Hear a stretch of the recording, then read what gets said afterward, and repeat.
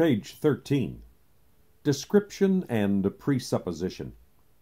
The keener writers recognize the deficiencies of purely psychological description. Grenstead says openly, quote, "Ultimate questions about the real existence of the constituents of our experience in their own right and apart from their setting in that experience cannot be decided or even discussed by psychological methods.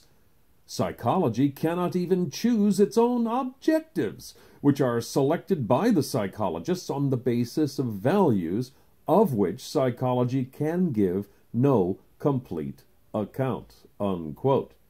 Nonetheless, there are a few, even though they are not professedly logical positivists, who write as if psychological description answers all questions. Yet it will be found that their volumes, no less than the works of the better authors, contain many presuppositions and judgments of value that cannot be obtained by observation. At the very beginning, though these writers do not recognize it, a normative or non-descriptive principle is needed for the selection of what to describe. It is very plausible to argue that no one should philosophize about religion before he describes the phenomena which call for explanation. The facts, so it is said, must precede the theory. But the trouble is that a descriptive procedure can never isolate what must be described. A theory must precede the choice of facts.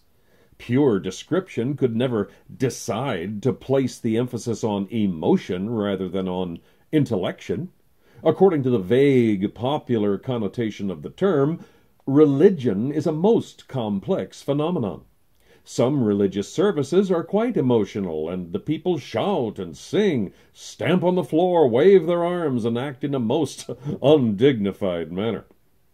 Other people, like the Presbyterians and Puritans, used to sit quietly, trying to understand a 2-hour doctrinal sermon.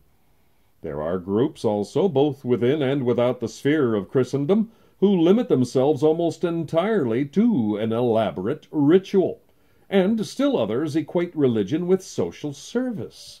Therefore, only a non-observational judgment of value could motivate the assertion that the intellectual tenets of a religion are not worth investigating, and only the same a priori judgment could select which part of the complex phenomenon to describe.